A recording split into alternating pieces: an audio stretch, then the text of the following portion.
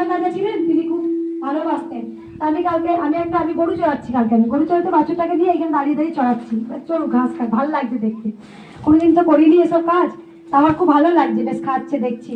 তা কিছু ভক্ত, 15-20 জন ভক্ত এসে দাঁড়িয়ে আছেন, তারা মাকে দর্শন করছেন, সেলফি তুলছেন, আর আমাকে ভাগে তাকিয়ে তাকিয়ে দেখছেন। এই মঙ্গলা মা, না না ইনি তো হতে পারেন না, এই গরু চড়াচ্ছে, আবার কি হবে, এ মঙ্গলা মা গরু চড়াচ্ছে।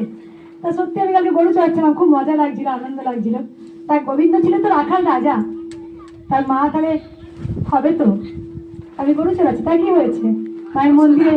তা ভক্তরা কালকে অনেকক্ষণ দেখছে, 15-20 জন আমাকে এমনি এমনি করে দেখছে, আবার ভাবছে কনফিউজ, মানে মনে মনে ডাউট লাগছে, উনি কি হতে পারেন, গরু চড়াচ্ছে তিনি হবেন মঙ্গলা মা, না না।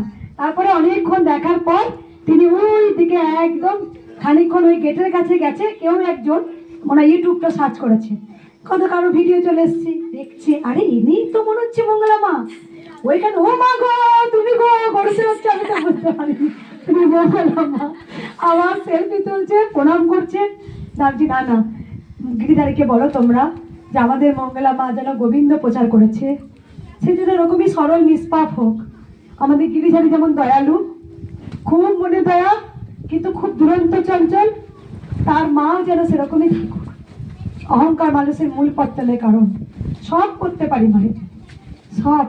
তাই মাকে বলি, মা গো তুমি আমাকে নিষ্পাপ সরল তৈরি করো, আর আমি যেন তোমার প্রচার করতে পারি, তোরই তো মা আমি। তাই গোবিন্দের সঙ্গে আজকে আমার লিঙ্ক নয় মা।